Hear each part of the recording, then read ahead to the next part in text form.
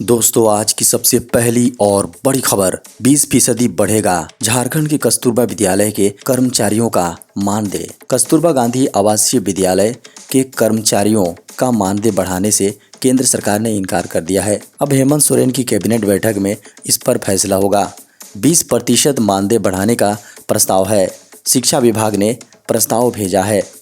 बता दें कि झारखंड के 203 प्रखंडों में संचालित कस्तूरबा गांधी बालिका आवासीय विद्यालयों के शिक्षकेतर कर्मियों का मानदेय बढ़ेगा या नहीं, यह राज्य मंत्री परिषद तय करेगा। बड़ी खबर है, रिम्स में कुल 64 पदों पर होगी बम्पर भर्ती। झारखंड के सबसे बड़े सरकारी हॉस्पिटल रांची रिम्स में तृतीय श्रेणी के पदों के लिए भर्ती की घोषणा कर दी गई है। रिम्स में कुल 64 पदों पर भर्ती होगी। इनमें 30 पद नियमित श्रेणी के हैं, वहीं 34 पद बैकलॉग पदों पर बहाली होगी। इसको लेकर जेएसएससी ने अधिसूचना जारी कर दी है। जेएसएससी ने शुक्रवार को इन पदों पर नियुक्ति के लिए आयोजित होने वाली प्रतियोगिता परीक्षा को लेकर ऑनलाइन आवेदन का संशोधन कार्यक्रम जारी किया।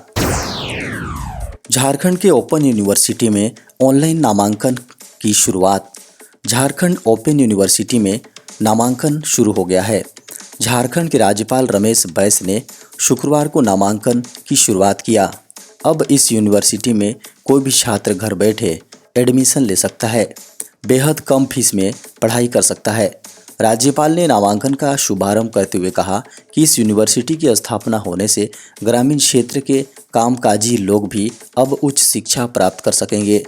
राज्यपाल रमेश बैस ने झारखंड राजभवन में झारखंड universities.nic.in JSOU के माध्यम से इस यूनिवर्सिटी में ऑनलाइन एडमिशन व रजिस्ट्रेशन की प्रक्रिया का उद्घाटन किया। नहाय खाए के साथ छठ महापर्व की शुरुआत। आस्था के महापर्व छठ पूजा की नहाय खाए के साथ शुरुआत हो गई है। नहाय खाए के साथ कार्तिक माह की चतुर्थी तिथि पर 4 दिवसीय महापर्व की शुरुआत होती है। छठ पर्व पर संतान की सुख समृद्धि व दीर्घायु की कामना के लिए सूर्य देव और षष्ठी माता की स्तुति की जाती है। बिहार, यूपी, झारखंड और उत्तर भारत में इस त्यौहार का बेहद महत्व है। प्रतिहार, डाला, छठ और सूर्य षष्ठी के तौर पर भी पूजा, जहाँ छठ पूजा को भी जाना जाता है। नहाय खाई छठ का पहला दिन होता है, जिसमें पवित्र गंगा में डुबकी लगाकर या फिर गंगाजल छिड़ककर और सूर्य भगवान की पूजा की जाती है। बड़ी खबर है, इंटेलिजेंस ब्यूरो में 1671 पदों की भर्ती की अधिसूचना जारी। इंटेलिजेंस ब्यूरो में सरकारी नौकरी के इच्छुक उम्मीदवारों के लिए बड़ी खुशखबरी है। भारत सरकार के गृह मंत्रालय के अधीन इंटेलिजेंस ब्यूरो ने देश के विभिन्न शहरों में स्थित सब्सिडियरी इंटेलिजेंस ब्यूरो यानी SIB में सिक्योरिटी असिस्टेंट, एग्जीक्यूटिव और मल्टीटास्किंग स्टाफ यानी MTS के कुल 1671 पदों पर भर्ती के लिए अधिसूचना जारी किया है। ब्यूरो द्वारा जारी अधिसूचना के अनुसार SA एग्जीक्यूटिव की 1521 और MTS की 150 रिक्तियों के लिए आवेदन और चयन प्रक्रिया का आयोजन किया जाना है। 31 मार्च 2023 तक करें पैन आधार लिंक। अगर आपने मार्च 2023 तक आधार को पैन से लिंक नहीं किया तो आपका पैन कार्ड मार्च 2023 के बाद किसी काम का नहीं रहेगा। पैन और आधार लिंक करने का यह अंतिम मौका है, क्योंकि सरकार ने साफ कर दिया है कि इसके बाद नागरिकों को पैन और आधार लिंक करने की सुविधा नहीं दी जाएगी। इनकम टैक्स विभाग ने यह साफ कर दिया है कि इसके बाद डेडलाइन को आगे बढ़ाने पर कोई विचार नहीं किया जा रहा है। इसके साथ ही इनकम टैक्स विभाग ने यह भी कहा है कि अगर इस काम को मार्च 2023 तक पूरा नहीं किया जाता है तो आपका पैन कार्ड बेकार हो जाएगा। आप इसका यूज किसी फाइनेंशियल ट्रांजैक्शन के लिए नहीं कर पाएंगे। झारखंड में लगभग 30,000 प्रधानाध्यापकों की होगी नियुक्ति। झारखंड में प्राइमरी स्कूलों में 30,000 प्रधानाध्यापकों की नियुक्ति होगी। मिडिल स्कूलों में भी इनकी नियुक्ति होगी। इनमें वैसे विद्यालय पर फोकस किया जा रहा है जहां 150 से अधिक बच्चे नामांकित हैं। स्कूली शिक्षा व साक्षरता विभाग ने इसको लेकर तैयारी शुरू कर दी है। झारखंड में लगभग 22,000 प्राइमरी स्कूल हैं और 13,000 मध्य विद्यालय हैं। मौजूदा स्थिति पर नज़र डालें तो झारखंड में 3296 मध्य विद्यालय में प्रधानाध्यापकों के पद सृजित हैं। इनमें भी 82 में हेड मास्टर हैं, बाकी विद्यालयों में यह पद रिक्त हैं। छत्तीसगढ़ से आए हाथियों ने गुमला में मचाया उत्पात। छत्तीसगढ़ के जंगल से 1 दर्जन से अधिक जंगली हाथियों ने झारखंड बॉर्डर के गुमला के जारी प्रखंड स्थित आंवरा टोली, बिरकेरा, चिरोडी, कुटिम्बा, बंजर आदि गांवों में प्रवेश कर उत्पात मचाना शुरू कर दिया है। हाथियों ने दर्जनों किसानों के धान की फसल को रौंद दिया।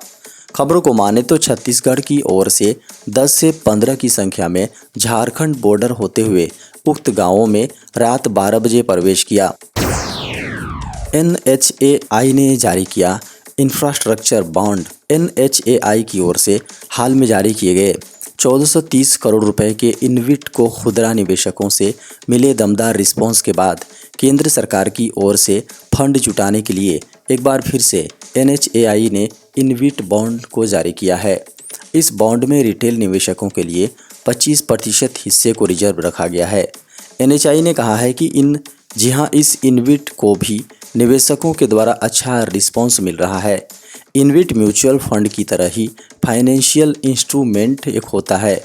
इसे बड़े इंफ्रास्ट्रक्चर प्रोजेक्ट को फाइनेंस करने के लिए जारी किया जाता है। इनविट में कोई भी खुदरा निवेशक न्यूनतम 10,000 रुपये से निवेश कर सकता है।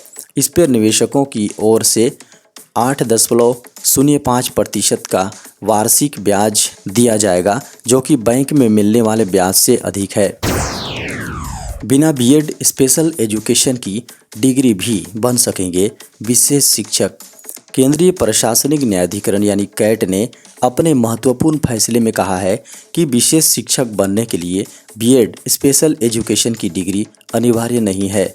न्यायाधिकरण ने कहा है कि सामान्य बीएड के साथ साथ स्पेशल एजुकेशन में 2 साल का डिप्लोमा या फिर पीजी प्रोफेशनल डिप्लोमा धारक भी विशेष शिक्षक बनने के लिए योग्य हैं। न्यायाधिकरण के इस फैसले से न सिर्फ दिल्ली बल्कि अन्य राज्यों में भी योग्य विशेष शिक्षकों की कमी को दूर करने में मदद मिलेगी, क्योंकि स्पेशल एजुकेशन में बीएड डिग्री धारक योग्य प्रतिभागियों की कमी की वजह से भर्ती अधूरी रह जाती है। आर्मी ऑर्डिनेंस कॉर्प्स में 400 से अधिक पदों पर वैकेंसी। आर्मी ऑर्डिनेंस कॉर्प्स में 400 से अधिक पदों पर वैकेंसी निकली हैं। फॉर्म भरा जाना शुरू हो चुका है। भारतीय सेना के तहत आर्मी ऑर्डिनेंस कॉर्प्स के द्वारा 400 से अधिक मटेरियल असिस्टेंट पदों पर ऑनलाइन आवेदन आमंत्रित किए जा रहे हैं। इच्छुक उम्मीदवार आधिकारिक वेबसाइट पर जाकर तय समय के अंदर यानी 12 नवंबर 2022 तक या उससे पहले ऑनलाइन आवेदन अप्लाई कर सकते हैं। इस प्रक्रिया के माध्यम से देश भर में मटेरियल असिस्टेंट के 419 रिक्त पदों पर भर्ती की जाएगी, जिसमें सामान्य वर्ग के 171 पद, आर्थिक रूप से कमजोर वर्ग के 42 पद, अन्य पिछड़ा वर्ग के 113 पद, अनुसूचित जाति वर्ग के 62 पद और अनुसूचित जनजाति वर्ग के 31 पद शामिल हैं। बता दें कि इन पदों पर चयनित अभ्यर्थियों को 29,200 रुपये से 92,300 रुपये महीने तक वेतन दिया जाएगा। झारखंड सरकार ने की मॉडल स्कूलों के शिक्षकों को प्रशिक्षण देने की घोषणा। झारखंड सरकार ने शुक्रवार को राज्य के मॉडल स्कूलों के शिक्षकों को विशेष प्रशिक्षण देने की घोषणा की। इसका उद्देश्य सरकारी विद्यालयों के शिक्षा के स्तर को बढ़ाकर प्राइवेट स्कूलों के बराबर लाना है। अधिकारियों ने कहा कि प्रशिक्षण सरकारी विद्यालयों के बच्चों को गुणवत्तापूर्ण शिक्षा प्रदान करने के सरकारी प्रयासों का हिस्सा होगा। बताया गया है कि महत्वाकांक्षी आदर्श विद्यालय कार्यक्रम के माध्यम से सरकार माध्यमिक और उच्च माध्यमिक स्तर की शिक्षा को आवश्यक प्रोत्साहन दे रही है और इन संस्थानों के शिक्षकों को चेंज मेकर के रूप में पेश करने के लिए पूरी तरह से तैयार है। कहा गया है कि इसे हासिल करने में मदद करने के लिए अजीम प्रेमजी फाउंडेशन मॉडल विद्यालय के प्रधानाचार्यों और शिक्षकों को प्रशिक्षण दिया जाएगा।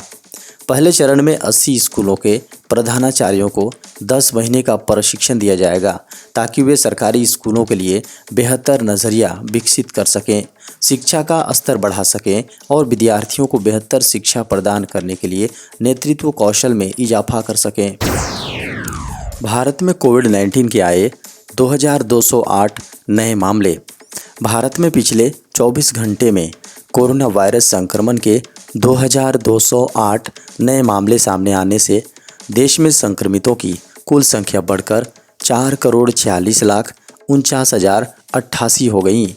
वहीं उपचाराधीन मरीजों की संख्या 21,607 से घटकर 19,398 रह गई हैं। केंद्रीय स्वास्थ्य मंत्रालय की ओर से शुक्रवार सुबह 8 बजे जारी अद्यतन आंकड़ों के अनुसार भारत में संक्रमण से 12 और लोगों की मौत होने से मृतकों का आंकड़ा बढ़कर 5,28,999 हो गई हैं। इन 12 मामलों में वे 9 मृतक भी शामिल हैं जिनके नाम संक्रमण से मौत के आंकड़ों का पुनर्मिलान करते हुए केरल ने वैश्विक महामारी से जान गंवाने वाले मरीजों की सूची में जोड़े हैं। ताज़ा आंकड़ों के अनुसार देश में कोरोना वायरस संक्रमण के उपचाराधीन मरीजों की संख्या 19,398 रह गई है, जो कुल मामलों का 0.04% है। पिछले 24 घंटे में उपचाराधीन मरीजों की संख्या में 1,423 की कमी रिकॉर्ड की गई है। वहीं मरीजों के रिकवर होने की राष्ट्रीय दर बढ़कर 98.77% हो गई है।